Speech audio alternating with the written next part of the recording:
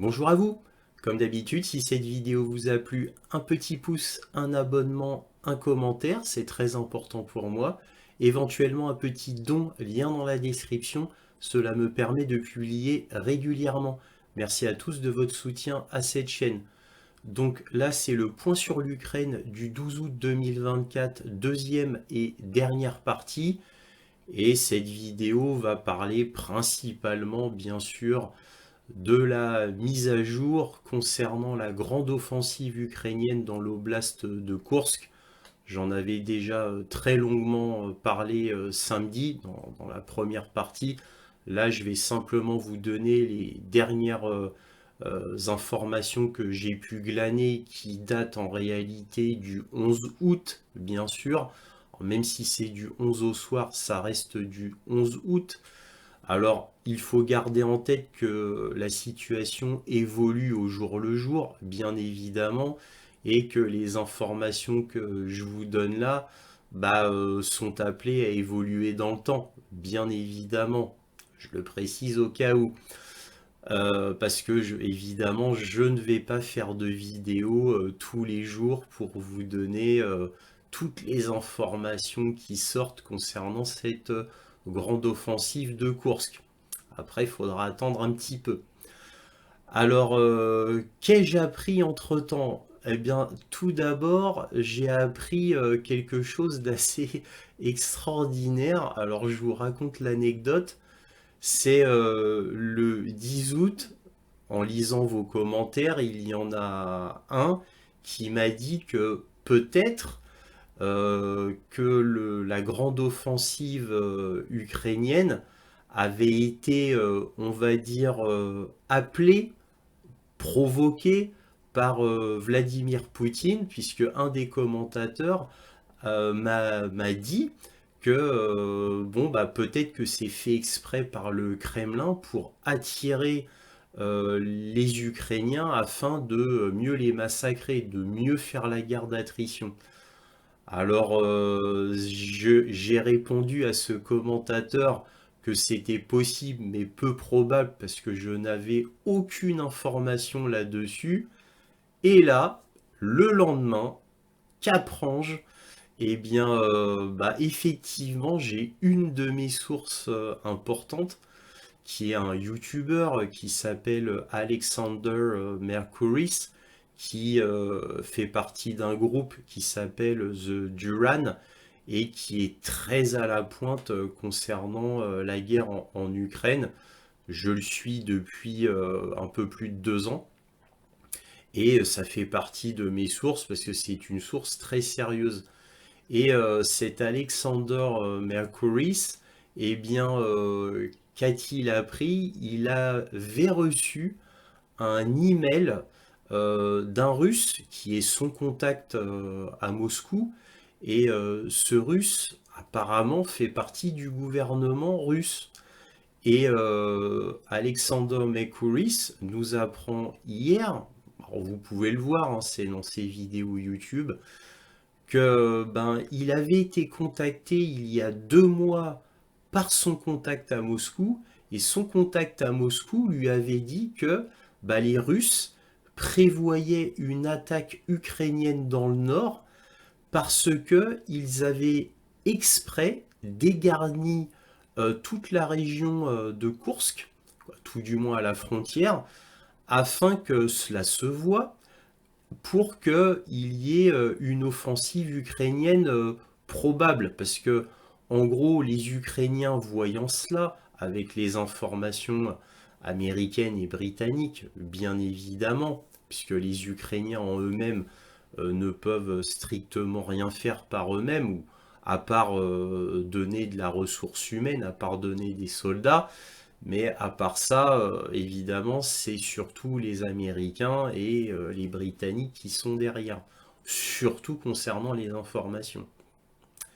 Et donc, j'ai appris ça hier et j'ai été très étonné parce que il y a la concomitance des faits que ce commentateur sur ma vidéo du 10 août ait émis cette hypothèse et hypothèse qui est, on va dire, pas confirmé, mais qui est très souligné par Alexander Mercouris, dont son contact lui avait dit cela.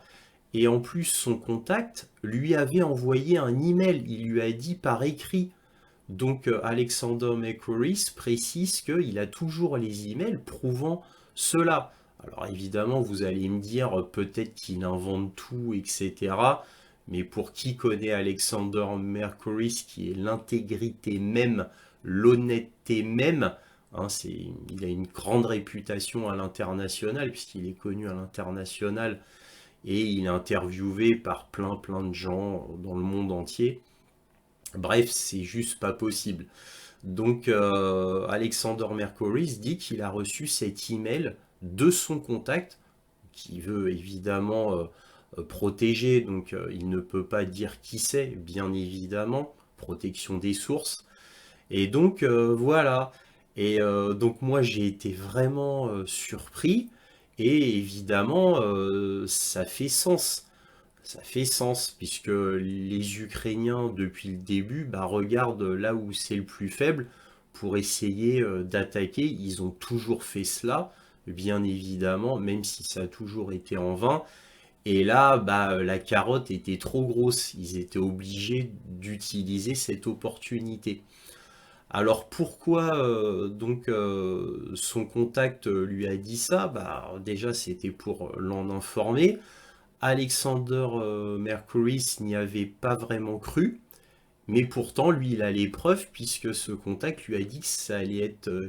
il l'a prévenu il y a 2 mois, et que tout avait été fait ainsi, c'est-à-dire très peu de protection, mais qu'il y avait des forces importantes, principalement à Belgorod, qui étaient là voilà, pour se précipiter sur Koursk, dès que Koursk allait être attaqué, l'oblast.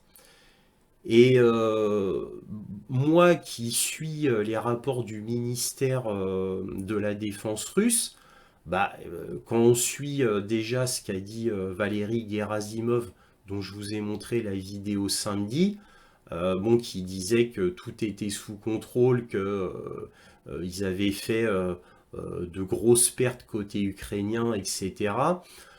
Et moi qui ai les informations là du 11 août venant de TASS, et donc l'agence de presse russe, qui donne des dégâts absolument énormes côté ukrainien, beaucoup plus grands que ce qu'a annoncé Gerasimov, même si on va le voir plus tard que Gerasimov a été apparemment un petit peu léger concernant le nombre de soldats ukrainiens qui avaient pénétré dans Koursk, mais nous allons voir ça après. Bref, voilà, je souligne ce fait-là qui est très étonnant, coïncidence, on va dire, rigolote, puisque, encore une fois, je le répète, le premier à avoir émis cette hypothèse, c'est un commentateur sur ma vidéo du 10 août. Voilà, donc le fait que moi j'ai appris le lendemain grâce à ma source Alexander Mercouris que c'était un plan, on va dire, machiavélique prévu par Moscou. Vous voyez qu'il y a quand même beaucoup de faits. Le fait qu'il y avait les forces de Belgorod qui effectivement se sont pointées très rapidement, et que ben il y a eu un massacre, il faut dire ce qu'il y a. Je vais vous donner les chiffres avec les articles, hein, comme d'habitude. Alors maintenant, c'est pareil, hein. On n'y croit pas, mais je tenais à dire que au niveau des chiffres, parce qu'il y a une bataille de chiffres dans ce brouillard de guerre, eh bien c'est l'inconnu. On ne peut faire confiance réellement à personne. Mais bon, bah, faut quand même faire avec les chiffres. Alors les blogueurs, c'est bien, ils peuvent donner des estimations, mais ça reste que des blogueurs. Et concernant les chiffres, je tenais à souligner 2 faits. Euh, on m'a fait au moins 2 commentaires samedi, qui me disaient, oui, Forbes dit qu'il y a 10 000 10 000 soldats ukrainiens qui ont pénétré Koursk le 6 août. Et effectivement, Forbes, dans son article, dans un de ses articles, ils en ont fait plusieurs, ils en ont fait deux, effectivement, Forbes dit, oui, nous on pense qu'il y aurait 10 000 soldats. Alors évidemment, ils ne peuvent pas dire, oui, nous on sait que c'est ça et on est catégorique. Ils disent qu'il est bien possible qu'il y ait 10 000 soldats. Mais le problème, c'est que Forbes, bon, c'est qu'une estimation de Forbes. Forbes n'est pas sur place.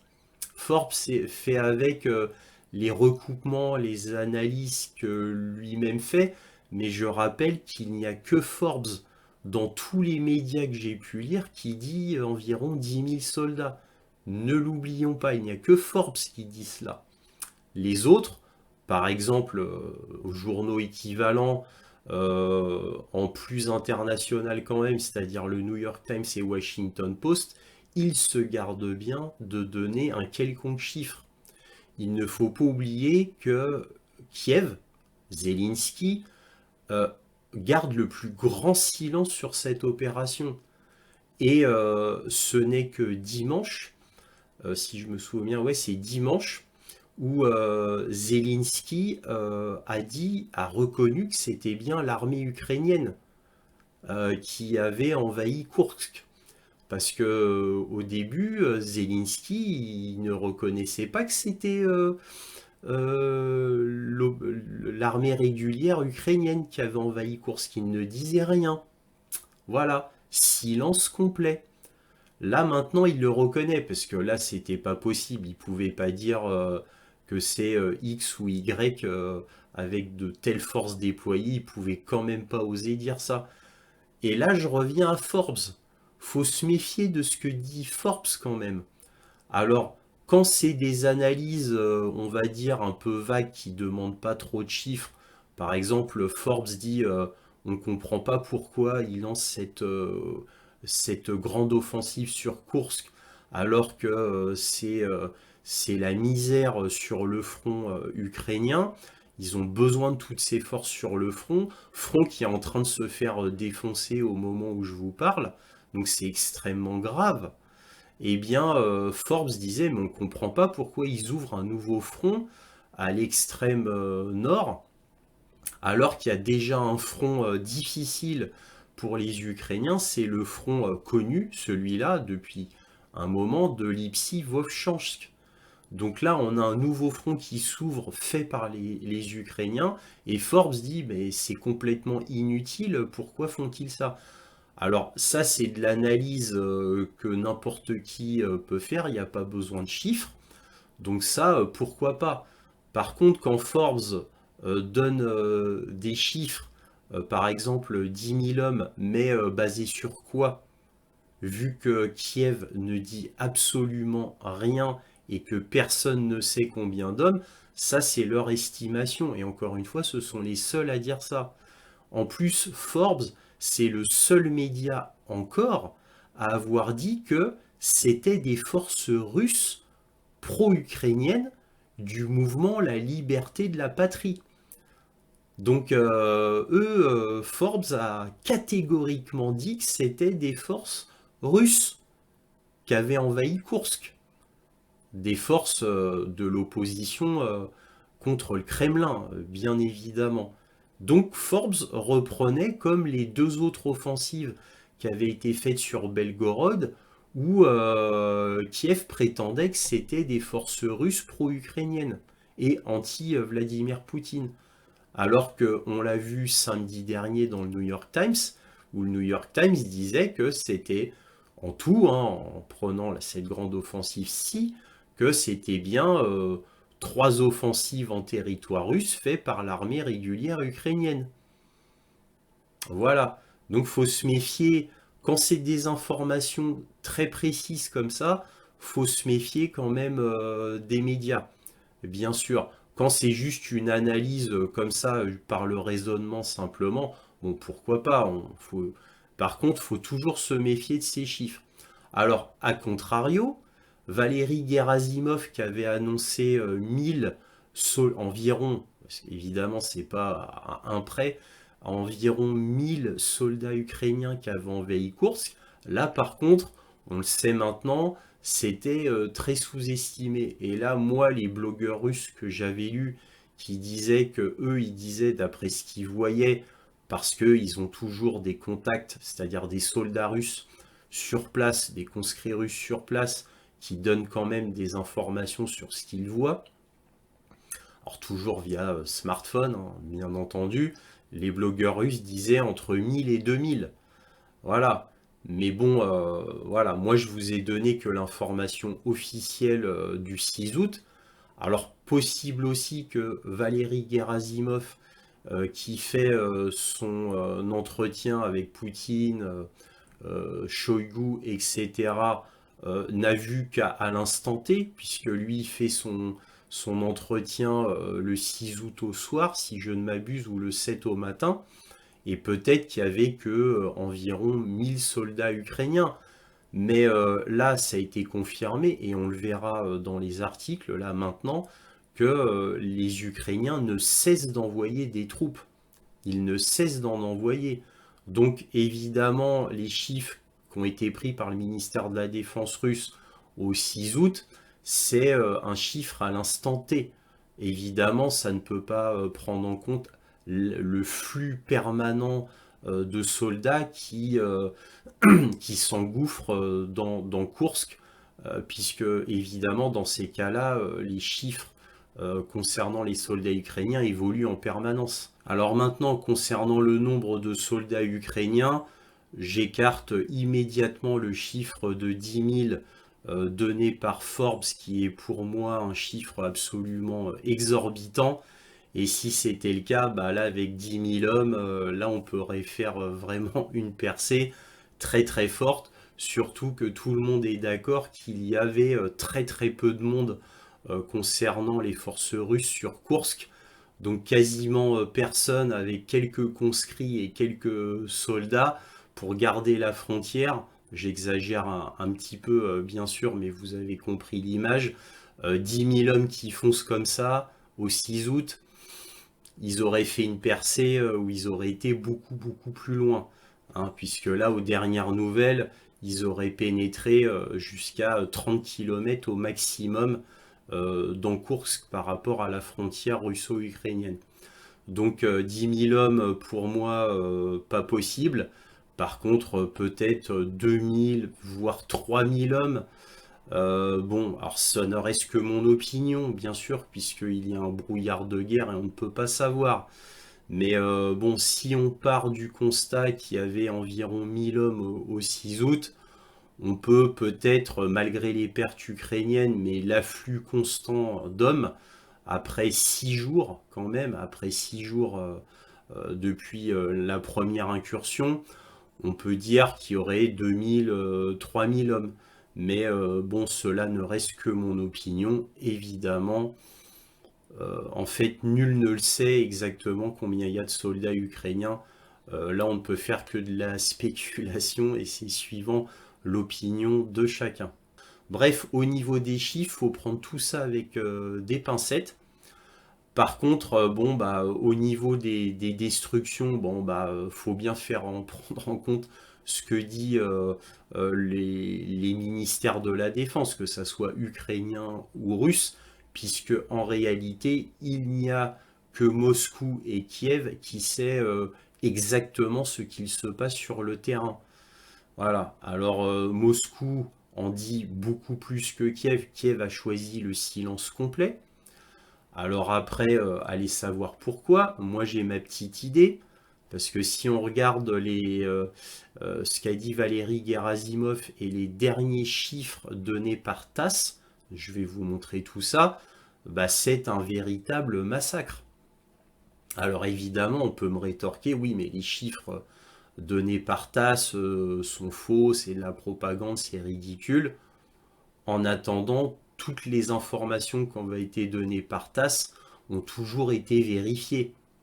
Et oui, alors ils peuvent exagérer, bien entendu, mais en attendant, ça a toujours été vérifié. Et à un moment donné, faut on ne peut pas complètement faire confiance, mais à un moment donné, le temps passant, ça fait quand même 2 ans et demi maintenant, au moins, à force de lire des journaux comme moi qui disent des chiffres ou qui disent des pertes, après on voit dans le temps si c'est vrai ou non. Hein. Par exemple, les journaux ukrainiens ou Kiev qui annonçaient des choses absolument extraordinaires, bon, bah, à chaque fois, ça s'est révélé faux, systématiquement. Donc moi, j'ai plus tendance à croire la Russie, même si, bien entendu, il y a une propagande côté russe. Ils peuvent exagérer, ils peuvent minimiser. Bien entendu, c'est la guerre, donc il y a une propagande de part et d'autre. Mais il y a la propagande caricaturale et il y a la propagande raisonnable. Hein, j'ai même fait une vidéo exclusive là-dessus, concernant les propagandes de guerre. Exclusive, je dis bien. Donc qu'il y ait une propagande de part et d'autre, c'est normal. Après, il y a le degré de propagande. Hein. Quand ça tombe dans le ridicule, après, évidemment, on n'y croit plus. Et on n'écoute plus même, j'ai envie de vous dire. Et apparemment, Kiev envoie un afflux important de chars, de véhicules blindés, d'obusiers, et apparemment des obusiers américains principalement, mais aussi des obusiers français, donc les Césars. Et paraît-il qu'il y a un envoi très important au moment où je vous parle vers Koursk. Donc Zelensky prend très au sérieux cette grande offensive et tient à vraiment envoyer tout ce qu'il a là-dedans. Alors évidemment, ça va faire hurler, je suppose, les soldats ukrainiens sur le front qui, eux, attendent désespérément ben, ce genre d'équipement et surtout des hommes et des obus. Et bien entendu, si l'on en croit les médias que j'ai vus ce matin occidentaux, eh bien ces afflux d'artillerie sur Koursk bah, vont faire que il va y avoir beaucoup d'obus donc qui vont être dédiés à cette grande offensive, cette nouvelle grande offensive, et c'est d'autant moins d'obus qui vont être donnés sur le vrai front ukrainien, au grand détriment des pauvres soldats ukrainiens qui sont en train de peiner énormément à essayer de retenir les Russes. Bref, je commence à être un peu long dans la présentation, donc je passe très vite au reste. Donc on va parler de Koursk bien sûr, mais on va parler aussi du nouveau missile Iskander M qui a 1000 km de portée et qui effraie Kiev, puisque le missile apparemment aurait déjà été utilisé en test en Ukraine. Alors évidemment, là, il est produit en quantité absolument minuscule puisqu'il est tout nouveau, mais en tous les cas, cela fait peur à l'Ukraine puisque un Iskander de portée de 1000 km, bah, c'est redoutable. Les Iskander M de base ont 500 km de portée, donc ça peut faire très mal concernant la guerre russo-ukrainienne. On va voir aussi bah, que le Mali et le Niger a coupé tout lien diplomatique avec l'Ukraine à cause des affaires de Wagner en Afrique. Et enfin, nous allons voir que la France achète massivement du GNL russe, exactement comme elle l'a fait l'année dernière. Nous allons voir tout cela. Alors, il n'y aura pas de conclusion, parce que j'essaye de faire un petit peu plus court que d'habitude. Il n'y aura pas de conclusion, donc il y aura juste les informations générales, voilà, qui vont suivre mon introduction, et ce sera tout. Je m'arrête là. Donc si cette vidéo vous a plu, n'oubliez pas de mettre un petit pouce, de vous abonner si ce n'est pas déjà fait, éventuellement un petit don, lien dans la description. Merci à vous de votre soutien et toujours, soyez curieux. Alors on va commencer avec un article de BBC News qui nous dit « Les troupes ukrainiennes sont désormais à 30 km à l'intérieur de la Russie, selon Moscou ». Donc là, ça date du 11 août. Et qu'apprend-on? Le ministère russe de la Défense a déclaré dimanche que ses forces avaient déjoué les tentatives de groupes mobiles ennemis équipés de véhicules blindés de pénétrer en profondeur dans le territoire russe, mais dans une apparente reconnaissance que les forces de Kiev ont désormais avancé profondément dans la région frontalière de Koursk. Le ministère de la Défense a rapporté avoir engagé des troupes ukrainiennes près des villages de Tolpino et Obchouski-Kolodez, qui se trouvent à environ 25 et 30 km de la frontière russo-ukrainienne. Des images circulant en ligne et vérifiées par la BBC semblent également montrer une frappe russe près du village de Levchitska, à environ 25 km de la frontière. Voilà, donc là, c'était pour vous dire ce qu'il en était en profondeur. Donc là, la BBC a fait une petite carte qui est assez bien faite, puisqu'elle est très claire. Bon, bah, ça recoupe un peu la carte de l'ISW, et bon, je ne serais pas étonné que la BBC ait repris simplement la carte de l'ISW, puisque vous avez vu que ça ressemble très fortement à la carte de l'ISW que je vous ai montré samedi 10 août. Donc bah, là, ça n'a pas changé, sauf que là, c'est montré de manière très claire. Alors, bref, avec la carte, on peut voir là où ils ont plus pénétré, ben, c'est dans cette branche, apparemment à 30 km de profondeur par rapport à la frontière ici ukrainienne.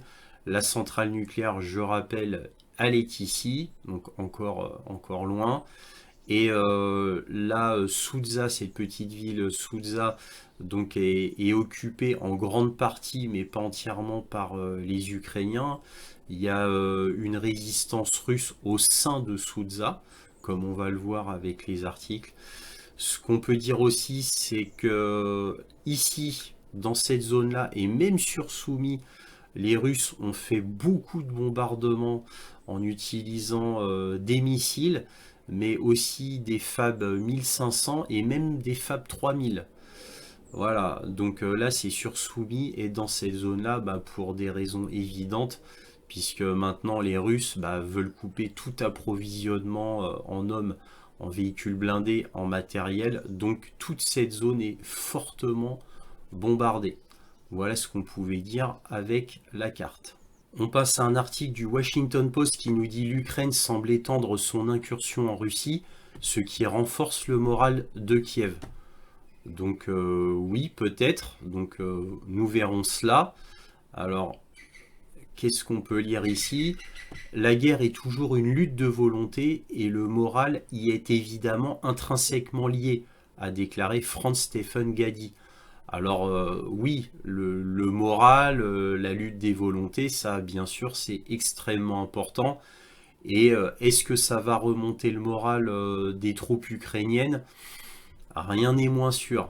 Bon bref, ce Stéphane Gady, analyste militaire basé à Vienne, il s'agit assurément d'un signal envoyé à l'Occident et aux alliés et aux partenaires de l'Ukraine, qui montre que l'Ukraine est toujours capable de lancer des opérations offensives, que l'Ukraine est capable de mener des opérations assez complexes en territoire ennemi. Là, je suis entièrement d'accord. Là, c'était pour montrer au monde entier que l'Ukraine avait encore des ressources et pouvait faire encore quelque chose. On va voir qu'en réalité, ce n'est pas aussi simple. Parce que là, c'est déshabiller Paul pour habiller Jacques. Et vous allez comprendre pourquoi après. Plusieurs unités mécanisées et d'assaut ukrainiennes semblent avoir pris part à l'offensive contre la base russe de Koursk.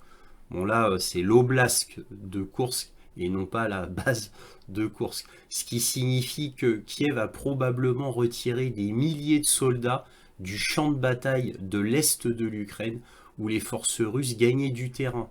Gady a déclaré que cette tendance s'est poursuivie lors de l'offensive ukrainienne cette semaine. Et voilà. Et là, le Washington Post confirme ce que je disais le samedi 10 août. Voilà, c'est déshabiller Paul pour habiller Jacques. Donc en gros, ils ont retiré des forces qui était sur le front ukrainien pour faire cette offensive dans l'oblast de Koursk.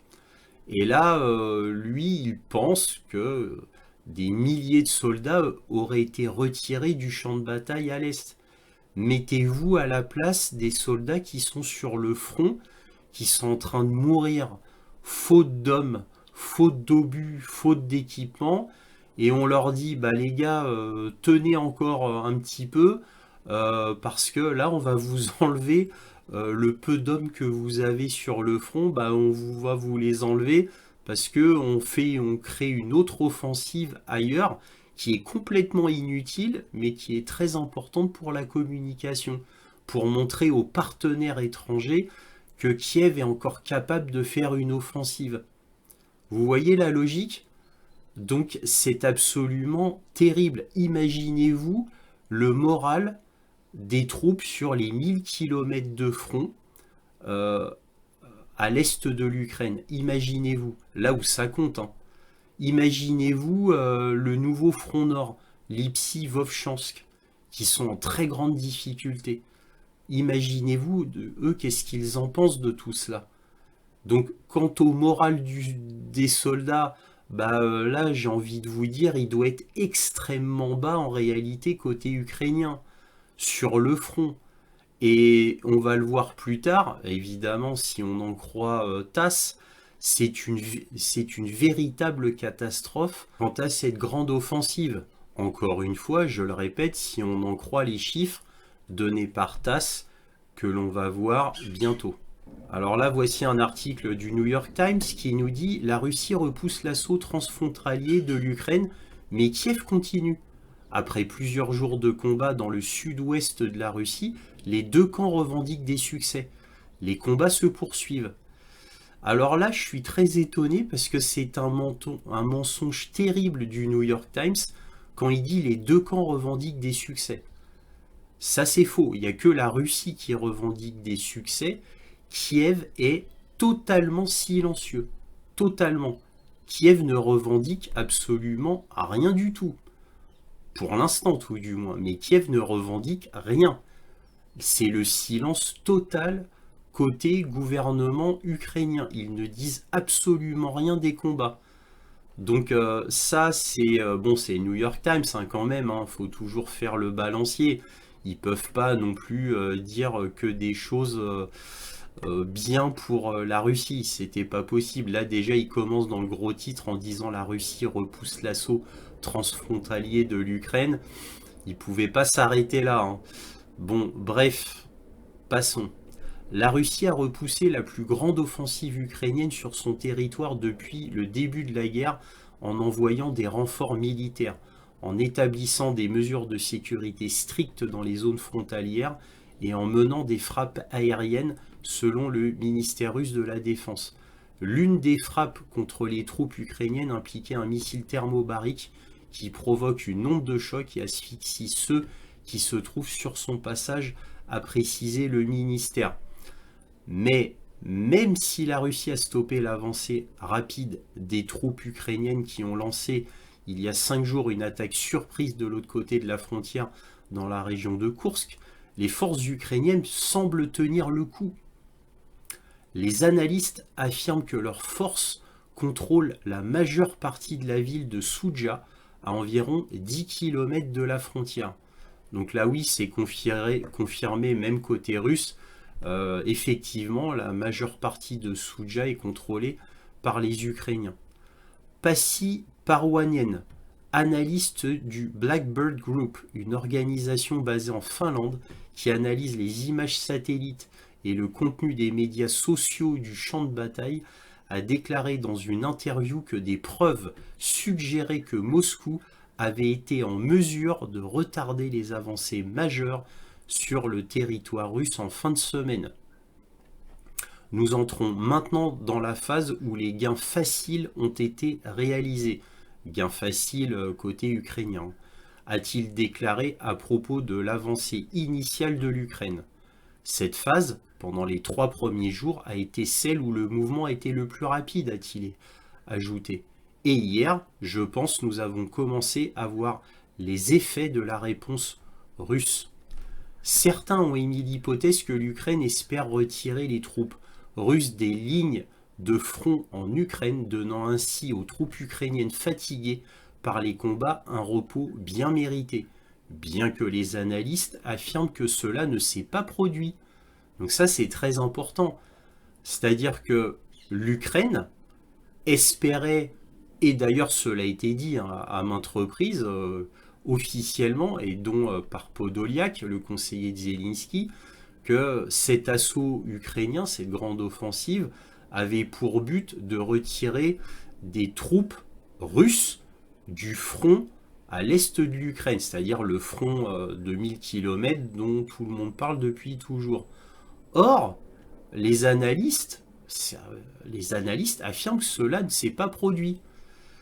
Et tout cela m'amène à penser que le fameux contact Alexander Mercouris qui serait en lien avec le gouvernement russe, peut-être que cela est vrai.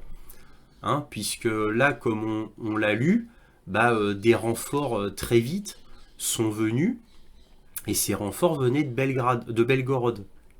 De Belgorod.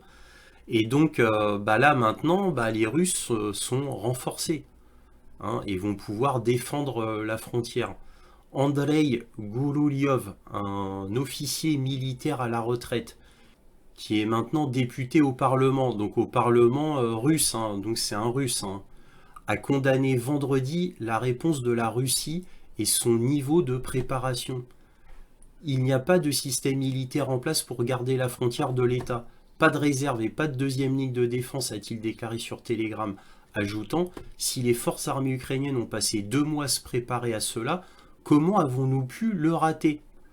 Voilà, donc tout ça, c'est des petites choses qui m'amènent à penser qu'effectivement, la Russie aurait préparé ce coup-là pour mieux exterminer les dernières réserves de l'armée ukrainienne, selon le contact d'Alexander Mercouris, qui lui a dit exactement le scénario qui s'est déroulé le 6 août, c'est-à-dire une attaque importante ukrainienne sur Koursk. Encore une fois, 2 mois avant que les événements du 6 août se soient passés. 2 mois avant, si l'on en croit Alexander Mercouris, encore une fois. Donc tout ça est très troublant. Dara Massikot, chercheur principal au Carnegie Endowment for International Peace à Washington, a déclaré que l'incursion ukrainienne représentait pour la Russie un échec systémique à plusieurs niveaux. Renseignement, défense et réponse aux situations d'urgence. Les régions frontalières ont été placées en situation d'urgence en 2022 pour être spécifiquement préparées à ce genre d'éventualité, a déclaré Madame Massikot, ce qui rend cette lacune encore plus flagrante. Et encore une fois, encore un autre élément qui tendrait à prouver que le contact d'Alexander Mercouris avait raison. Voilà, encore une fois, donc c'est très troublant, hein, je le répète. Hein. Alors je ne dis pas, encore une fois, que tout cela est catégoriquement vrai et que la Russie avait tout prévu, tout planifié, etc. Mais c'est des éléments là qui s'ajoutent, encore une fois, puisque là, les régions frontalières, pourtant, ont été placées en situation d'urgence en 2022 pour être spécifiquement préparées à ce genre d'éventualité. Et comme par hasard, la grande offensive ukrainienne arrive. Il n'y a que quelques conscrits, d'ailleurs, qui ont été capturés, en gros une dizaine, quelques soldats et quelques forces armées qui étaient là, effectivement, mais de manière extrêmement faible. Donc tout ça est très étonnant au vu des informations là données par Washington, quoi, par un think tank venant, un groupe de réflexion de Washington. Donc tout ça est très troublant et ce n'est que des éléments qui rendent on va dire, concrète, plus de consistance à cette hypothèse comme quoi la Russie aurait tout planifié à l'avance en réalité.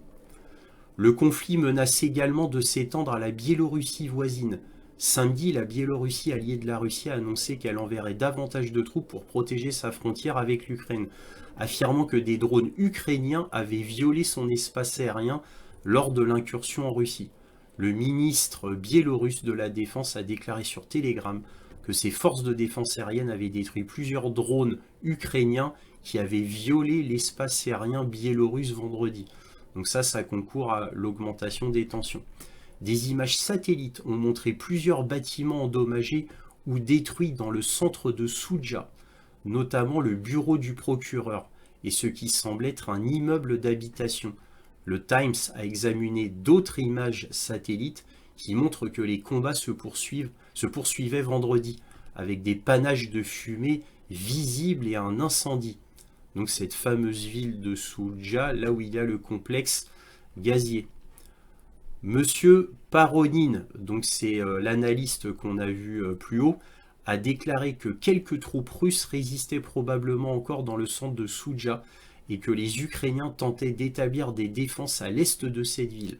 Il a également déclaré que les Ukrainiens avaient rencontré une forte résistance lorsqu'ils avaient tenté à plusieurs reprises de prendre le contrôle de Koronevo, une ville située à environ 50 km au nord-ouest.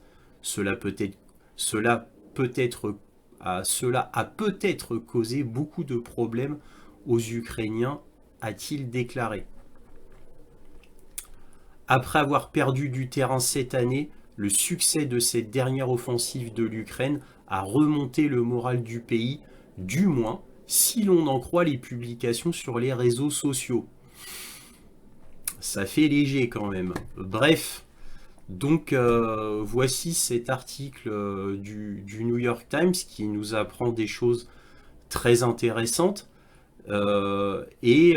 qui confirme déjà les dires de Valery Gerasimov quand il était intervenu, alors je ne sais plus si c'est dans le soir du 6 août ou le matin du 7 août, où je vous avais montré la vidéo. Donc oui, la Russie a bien repoussé l'assaut de la grande offensive ukrainienne. Oui, il y a toujours apparemment un afflux d'hommes dans Koursk. On ne sait pas combien, on ne sait pas exactement ce qu'il en est. Et il y a un silence total du côté de Kiev, voulu. Alors, on nous dit que c'est pour des raisons stratégiques. On veut bien les croire. Et il n'y a que la Russie qui donne des informations. Après, il y a les blogueurs, ukrainiens ou russes, mais évidemment, les blogueurs ne peuvent faire que des conjectures, que des hypothèses. Cela reste que des blogueurs. Donc voilà ce qu'on pouvait dire sur cet article du New York Times. On va conclure par un dernier article de TASS. Alors on va finir ce sujet avec TASS, l'agence de presse russe, qui nous dit les troupes russes empêchent l'armée ukrainienne de pénétrer profondément dans la région de Koursk. Alors effectivement, l'armée ukrainienne a pu pénétrer jusqu'à 30 km en profondeur, ce qui est pas mal. Alors là, TASS nous donne les pertes en 24 heures. Alors c'est un article du 11 août, donc ça c'est le 11 août, ils ont fait ça comme destruction côté ukrainien. Mais moi, ce qui m'a intéressé le plus, à part le sous 24 heures, c'est le total, c'est-à-dire depuis le 6 août. Et depuis le 6 août, au total, les opérations militaires en direction de Koursk, l'ennemi a perdu 1350 militaires, donc ça, n'oublions pas, ça inclut les tués et les blessés, 29 chars, alors évidemment immobilisés, détruits, on ne sait pas exactement, mais bon, 29 chars stoppés, 23 véhicules blindés de transport de troupes, 9 véhicules de combat d'infanterie, 116 véhicules blindés de combat, 20 voitures, 3 lanceurs automoteurs du système de missiles antiaériens Buk M1, 3 lanceurs et une station radar AN-MPQ-65 du système de missiles antiaériens Patriot, un lanceur du système de lance-roquettes multiples Grad et 10 canons d'artillerie de campagne, a déclaré le ministère. Voilà, bon, Ensuite, bon, après, c'est des petits détails. La Russie affirme que ses hélicoptères Mi-28 ont frappé les troupes ukrainiennes dans la région de Koursk. Il y a aussi des Ka-52, bien évidemment. Il y a aussi des Sukhoi 25. Alors, je les ai vus de mes yeux par des vidéos qui sont publiées par les blogueurs russes. Qui viennent des habitants de Koursk avec smartphone. Voilà ce qu'on pouvait dire là-dessus aux dernières nouvelles que j'ai pu glaner. Donc on verra comment ça va se terminer. Alors si TASS dit la vérité et n'exagère pas quant aux pertes ukrainiennes, c'est absolument terrible. Au 7 août, Valéry Gerasimov disait 315 militaires immobilisés. Alors, tués, blessés, donc immobilisés, 315, là 1350. Il disait 7 chars. Là, on est à 29 chars. Donc, vous voyez, c'est absolument terrible comme perte, hein. Bon, et puis tous les véhicules blindés. Alors, les véhicules blindés, il faut additionner, hein, parce que là, ils donnent dans le détail, mais c'est si on additionne, ça fait en véhicule blindé, ça fait 23 plus 116, hein, plus 9. Donc, faut additionner 23 plus 9 plus 116, hein. Donc, c'est absolument énorme. Encore une fois, si ces chiffres sont vrais, c'est une catastrophe pour l'Ukraine. Et personnellement, j'ai pas de raison de douter de ces chiffres. Bref, nous verrons bien, nous verrons plus tard si tout cela est confirmé ou non. D'après le site militaire américain Global Defense News, on a le nouveau missile balistique russe Iskander 1000 menace les F-16 ukrainiens et la moitié de l'Europe. C'était au 1er août. Alors voici le nouvel Iskander 1000, donc, ou aussi appelé Iskander M1000. Parce que c'est un Iskander M, en gros, qui a été modifié. Voilà, c'est ça. Alors, que peut-on savoir de plus? Selon les informations disponibles, ce nouveau carburant peut propulser le missile à des vitesses de 2700 à 3100 mètres secondes, délivrant des ogives à fragmentation hautement explosif ou à fragmentation en grappe pesant jusqu'à 350 kg sur des distances de 900 à 1000 km ou des ogives plus légères et jusqu'à 1250 ou 1300 km. Donc en gros, le nouvel Iskander peut atteindre des portées de 900 à 1300 km. Donc voilà concernant ce missile qui est lancé via un lanceur d'Iskander terrestre classique. Et là, ce qui est intéressant à savoir, c'est que le déploiement potentiel de missiles Iskander 1000 dans des régions comme Smolensk pourrait également constituer une menace importante pour les avions de chasse F-16 ukrainiens nouvellement arrivés. Alors, pas que ça. L'avantage d'un missile d'une portée de 1000 km, c'est qu'il va pouvoir atteindre des cibles ukrainiennes tranquillement basées en Russie. C'est-à-dire que ces nouveaux Iskander ne risquent pas d'avoir leur lanceur détruit, que ça soit par un missile ou un drone, ou tout du moins très très faible probabilité, puisque là il sera possible d'installer les Iskander encore une fois sur sol russe et non pas relativement proche du front.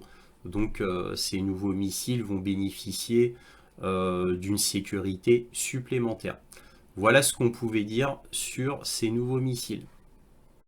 Alors, toujours un site militaire avec Defense Express qui nous dit Rostec se prépare pour la production du véhicule Zubilo et entre dans la phase de test finale. C'est ça le véhicule militaire Zubilo qui a été déjà testé en Ukraine en conditions réelles de combat. Donc on va voir ses caractéristiques. Le véhicule Zubilo est basé sur le châssis du Kamaz et est censé résister au tir direct d'un canon automatique de 30 mm Il peut être équipé de divers modules de combat, un poids total de 16 tonnes et peut transporter jusqu'à 2,7 tonnes de marchandises. Dans sa version de base, le véhicule a une autonomie opérationnelle de 10 km et une vitesse de pointe de 100 km. Alors, à quoi sert ce véhicule plus exactement? Il sert à amener de la marchandise ou des équipements, peu importe, à qui en a besoin sur le front. Donc c'est pour réapprovisionner des soldats russes sur le front. Et donc là, ces mitrailleuses servent à défendre le véhicule et non pas pour attaquer. Hein. C'est pour que le véhicule puisse se défendre pendant qu'il amène la marchandise aux hommes sur le front. Il ne sert qu'à ça. À noter qu'il est doté d'intelligence artificielle, comme maintenant la plupart de ces véhicules, puisque les Russes en ont plusieurs de ce type, mais celui-là c'est le plus avancé et c'est le seul qui est doté de canons. Les autres c'est juste une plateforme qui permet de transporter 1 tonne de marchandises. C'est une plateforme sur 4 roues. En gros c'est un drone terrestre. Voilà. Et leurs drones terrestres sont équipés d'IA, de l'IA de base. Lui, il aura une IA beaucoup plus avancée. Voilà, puisqu'une fois lancé sur le terrain, en théorie, il est censé se défendre tout seul. Voir les ennemis, tirer dessus, se défendre tout seul, tout en amenant la marchandise sur le front. Ça, c'est la théorie. Hein. Faudra voir en pratique ce que cela donne. Voilà ce qu'on pouvait dire sur le Zoubilo. Là maintenant un article de Yahoo News qui nous dit le Mali et le Niger coupent leurs relations avec l'Ukraine suite à une attaque russe. Alors une attaque russe, une attaque de Wagner hein, pour être précis, et ça se passe en Afrique. Les juntes militaires du Mali et du Niger ont chacune rompu leurs relations diplomatiques avec l'Ukraine après avoir déterminé que Kiev était impliqué dans une opération de soutien aux rebelles Touaregs dans le nord du Mali. L'insurrection du mois dernier a conduit à la mort de 47 soldats maliens et de 84 militaires russes, de Wagner, je précise. L'attaque et les retombées diplomatiques qui ont suivi ont soulevé les premières inquiétudes sérieuses quant à la possibilité que la guerre entre la Russie et l'Ukraine, qui en est maintenant à la moitié de sa 3e année, se déroule sur le sol africain. Dimanche, les chefs militaires maliens ont dénoncé le soutien au terrorisme international et l'agression flagrante de Kiev. Le ministère ukrainien des Affaires étrangères a regretté une décision à courte vue et hâtive, prise sans mener une étude approfondie des faits et des circonstances de l'incident dans le nord du Mali. Alors qu'est-ce qui s'est passé et pourquoi le Niger et le Mali sont très en colère?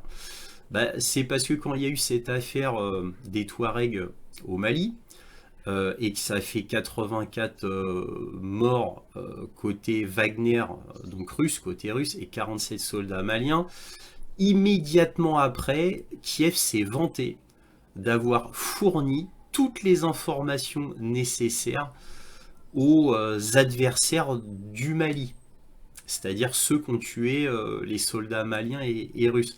Ils s'en sont vantés. Ils ont dit, hey, regardez, c'est nous, hein, les Ukrainiens, on a fourni toutes les informations aux troupes ennemies du Mali. Et quand le Mali a dit que c'était une agression flagrante de Kiev, un soutien au terrorisme international, l'Ukraine a immédiatement fait marche arrière et a dit « Ah non, non, non, au final, c'est pas nous qui avons donné les informations. » Bref, c'était du plus haut ridicule.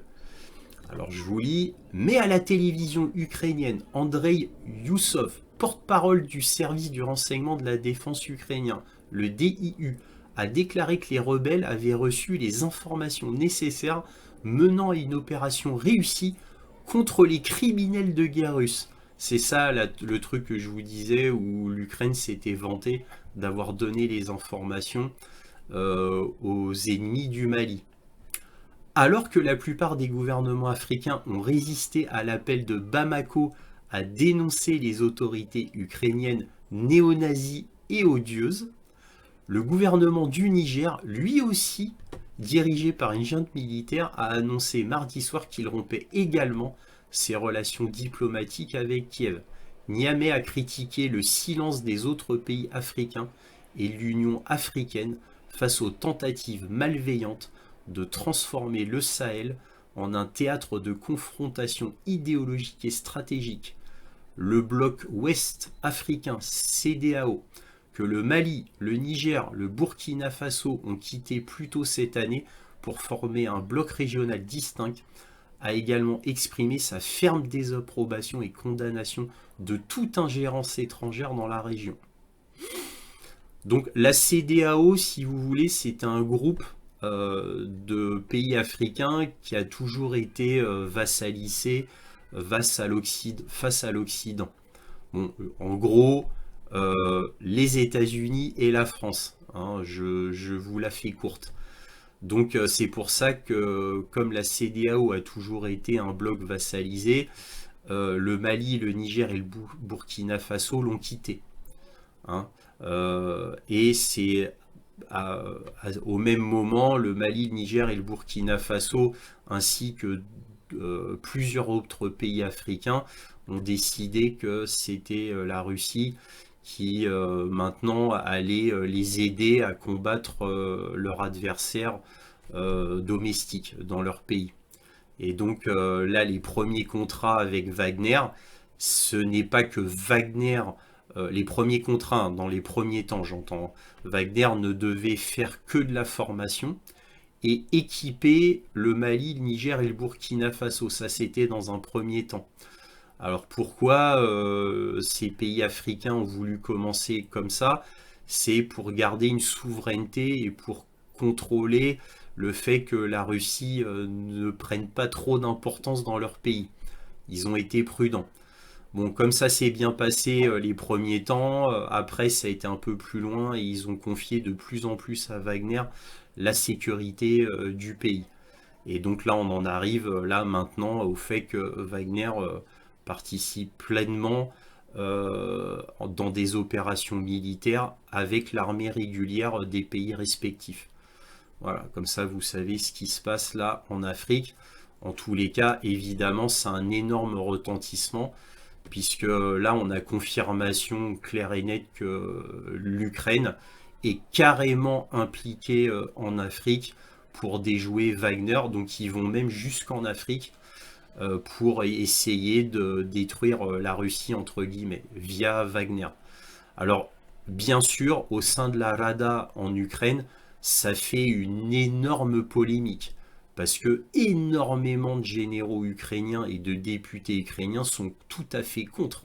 Ça, c'est Zelensky, Podolyak et compagnie, et Sierski, qui font ce genre de trucs. Mais beaucoup de colonels et de députés et de généraux ukrainiens sont tout à fait contre de dépenser de l'argent, de l'équipement et des ressources humaines en Afrique, alors qu'il y a tant à faire en Ukraine. Donc ça pose un gros problème, même au sein de la population ukrainienne. Hein. Beaucoup ne sont pas d'accord, la plupart en réalité ne sont pas d'accord avec ces combats en Afrique qui n'ont absolument rien à voir avec l'Ukraine, alors que le front ukrainien est en pure détresse et c'est une véritable catastrophe puisque, comme on l'a vu samedi, tous les jours de nouvelles villes, de nouveaux villages ukrainiens sont pris par les Russes. Voilà, donc c'était très important à dire concernant ce qui se passait en Afrique. Et enfin, dernier article qui vient d'Associated Press qui nous dit « Les importations françaises de gaz naturel liquéfié russe augmentent et les partisans de l'Ukraine demandent un arrêt. » Les expéditions de gaz naturel liquéfié russe vers la France ont plus que doublé au premier semestre de cette année, selon de nouvelles analyses de données commerciales, à un moment où l'Europe tente de se retirer des achats d'énergie qui contribuent à financer l'invasion de l'Ukraine par le Kremlin. L'Europe a restreint ses importations de pétrole en provenance de Russie, mais le gaz naturel reste autorisé. Et même si les entreprises françaises sont celles qui importent le plus, une analyse a révélé que les pays de l'UE ont globalement importé 7% de plus de GNL russe, gaz naturel refroidi et liquéfié, pour faciliter le transport maritime au cours du premier semestre de cette année par rapport à la même période de l'année dernière. Donc en gros, les importations françaises ont plus que doublé et les importations de l'Union européenne ont augmenté de 7% globalement par rapport au GNL russe. Bon, bah, c'est très important à dire, puisqu'au niveau énergétique, l'Europe fait face au mur des réalités. Et au lieu de payer un gaz russe via pipeline qui coûtait très peu cher et en grand volume, bah, maintenant on paye un gaz russe qui est 4 fois plus cher qu'avant l'explosion des Nord Stream, quoi, qu'avant l'arrêt du gaz russe en Europe par pipeline. Et bien maintenant, comme on l'achète par GNL, on achète toujours du gaz russe, mais 4 fois plus cher qu'avant. Voilà, c'est aussi bête que ça. Et bien entendu, on comptait principalement sur les États-Unis, mais les États-Unis sont incapables de fournir le volume en GNL demandé par l'Union européenne. Donc l'Union européenne et surtout la France est toujours obligée d'acheter du gaz russe là sous forme GNL et je le répète environ 4 fois plus cher que ce qu'on payait avant. Voilà, bien joué côté l'Union européenne et c'est ce qui alimente d'ailleurs la crise énergétique en Europe. Voilà, j'arrête là. Donc si cette vidéo vous a plu, un petit pouce, un abonnement, un commentaire, éventuellement un petit don, lien dans la description. Merci à tous de votre soutien à cette chaîne et toujours, soyez curieux.